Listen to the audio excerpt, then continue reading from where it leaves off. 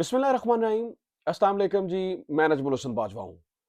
नाज़रीन किराम, पाकिस्तान तहरीक इंसाफ और इमरान खान ने वैसे तो सियासत में बहुत सारी चीज़ों को तब्दील करके रख दिया है। बहुत सारी ऐसी चीज़ें जिनके बगैर सियासत का वजूद ही तस्वुर नहीं किया जाता था, ऐसी-ऐसी चीज़ें तब्दील कर दी हैं। बहुत बड़ी-बड़ी तब्दीलियाँ की हैं। मतलब बहुत सारी चीज़ें हैं, लेकिन जो सब में अहम और बुनियादी चीज़ है, जो इमरान खान ने और तहरीक इंसाफ ने ख़त्म की है, वो इलेक्टेबल्स का कॉन्सेप्ट है। इलेक्टेबल्स का कॉन्सेप्ट सिरे से मुका दिया है। इससे पहले हम ये देखते रहे हैं कि बहुत सारे उम्मीदवार और बहुत सारे लोग ऐसे रहते हैं जिनको जो पार्टी की ज़रूरत होते हैं। यानी कि पार्टी उनको चाह रही होती है। वो बंदे इंपॉर्टेंट नहीं होते हैं, यानी कि मतलब पार्टी इंपॉर्टेंट नहीं होती है, वो बंदे इंपॉर्टेंट होते हैं। तहरीक इंसाफ और इमरान खान ने इलेक्टेबल्स के कॉन्सेप्ट को उड़ा के रख दिया है। इस वक्त कोई भी है, उसको तहरीक इंसाफ के टिकट की जरूरत है और बड़े से बड़े इलेक्टेबल्स के खिलाफ अगर इमरान खान खंबा भी खड़ा कर दे इस वक्त, तो उसको भी जो है ना, वो सबको मालूम है कि वोट पड़ जाएगा।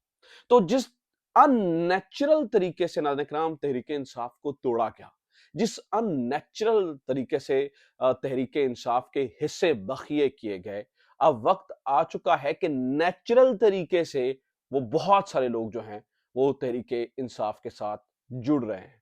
जरदारी साहब की एक विकेट और पाकिस्तान मुस्लिम लीग नून की एक विकेट, और जिन विकेटों की मैं बात कर रहा हूं ये कोई छोटे लोग नहीं है, ये बहुत बड़े लोग हैं जो कि टूट कर अलग हो चुके हैं और आज इमरान खान से यानी कि तहरीके इंसाफ से मिल रहे हैं।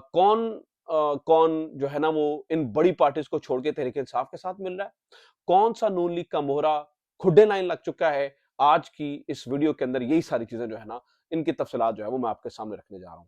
लेकिन इससे पहले कि मैं आगे बढ़ूं, आपसे दरखास्त यह है कि चैनल को अगर अभी तक आपने सब्सक्राइब नहीं किया है, तो चैनल को सब्सक्राइब जरूर कर लीजिए। फेसबुक पे देख रहे हैं तो फेसबुक पे फॉलो जरूर कर लीजिए।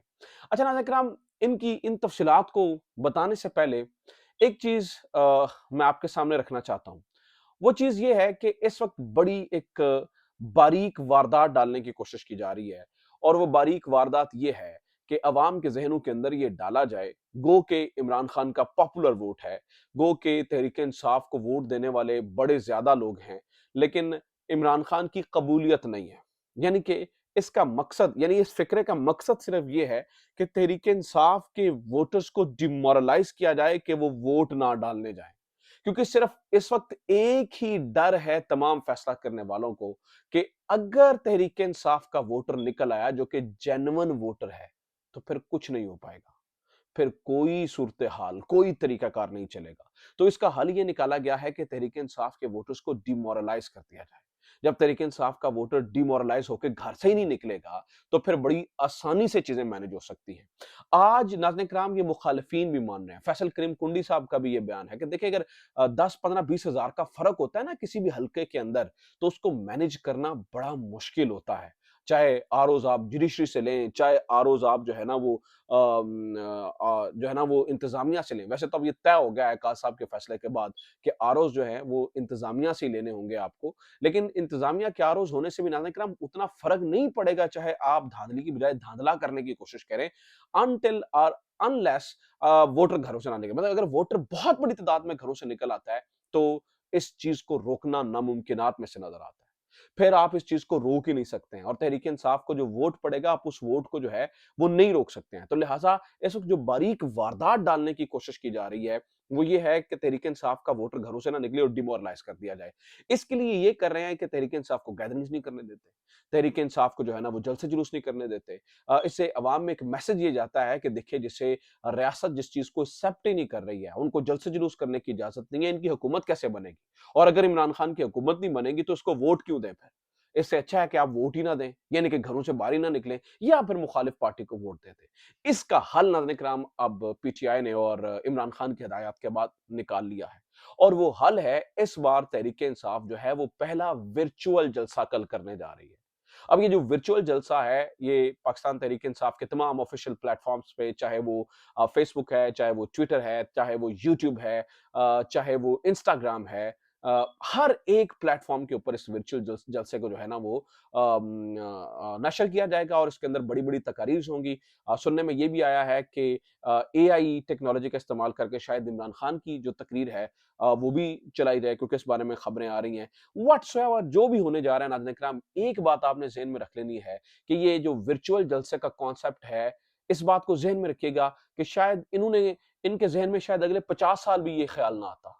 ये 50 साल भी पाकिस्तान मुस्लिम लीग नून और पीपल्स पार्टी शायद सोचते रहते, तो ये वर्चुअल जलसे जैसी जो है ना वो कॉन्सेप्ट की समझ नहीं आती। जलसे-जुलूसों का मकसद ये होता है कि अवाम तक पैगाम पहुँचाया जा सके, उनको बताया जा सके, उनको पार्टी पॉलिसीज़ के बारे में बताया जा सके। तो इस वक़्त ये जो वर्चुअल जलसा है, इसने जो है ना वो उस फिज़िकल जलसे की जो अहमियत है वो कम कर दी है।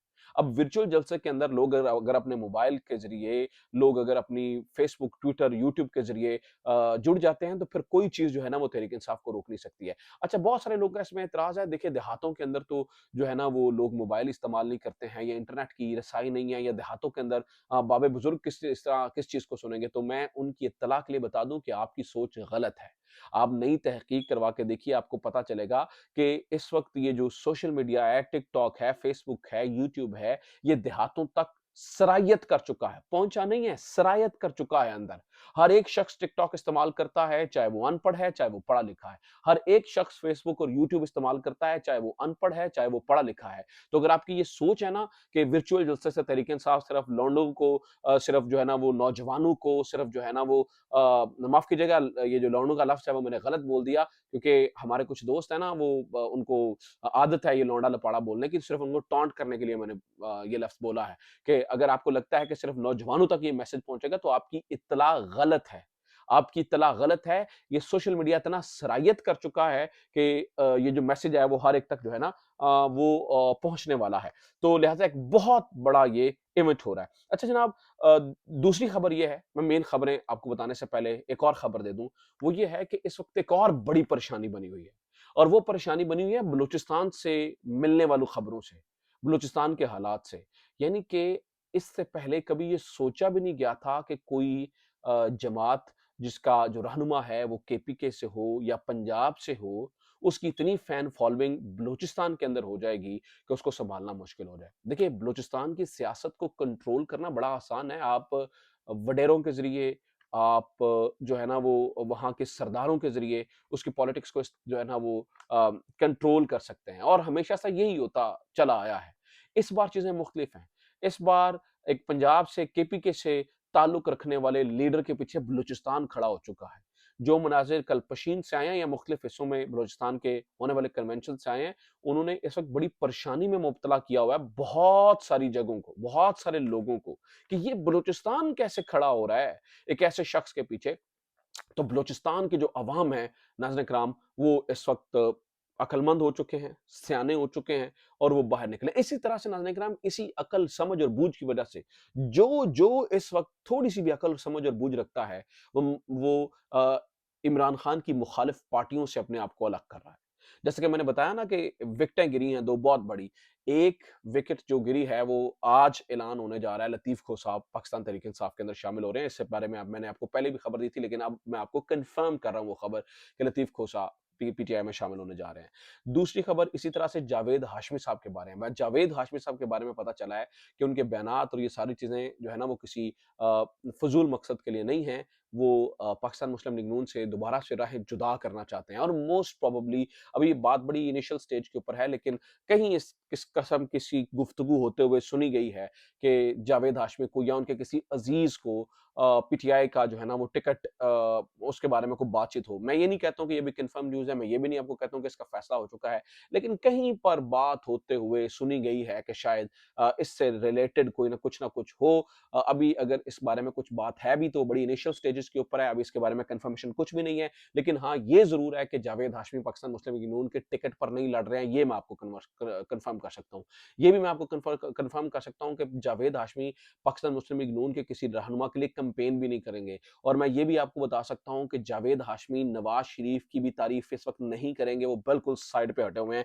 इस चीज़ को जो है वो कन्फर्म किया जा सकता है। अच्छा, जो एक और बहुत बड़ा मोहरा पाकिस्तान मुस्लिम लीग नून का रगड़े में है, उसका नाम नाज़रीन-ए-किराम अहद चीमा है। राहत चीमा साहब इस वक़्त बहुत मुश्किल में हैं, चूँकि निगरान वज़ारत के मज़े ले लिए, लेकिन अपनी दौलत को छुपाए हुए बैठे हैं। बार-बार उन्हें कहा गया है कि अपने असासों का हिसाब दें, लेकिन वो बिल्कुल अपनी दौलत को छुपा के बैठे हुए हैं और इस बारे बिल्कुल जो है ना वो बोल ही नहीं रहे हैं और खामोशी से जो है ना वो इस बारे में जो है ना वो कोई भी रिकॉर्ड जमा कराने से जो है वो इनकारी हैं। अच्छा जनाब कुछ और बड़ी मज़ेदार खबरें हैं वो भी सुन लीजिए। एक जो ऑर्डर सुप्रीम कोर्ट से आया नाज़रीन इकराम बड़ा हैरान करने वाला।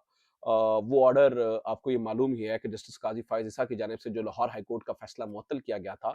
अब जब उसका रिटन ऑर्डर आया है तो पता चला है कि वो ऑर्डर मुबैना तौर पर थोड़ा मुख्तलिफ है जो ऑर्डर ओपन कोर्ट के अंदर डिक्टेट किया गया।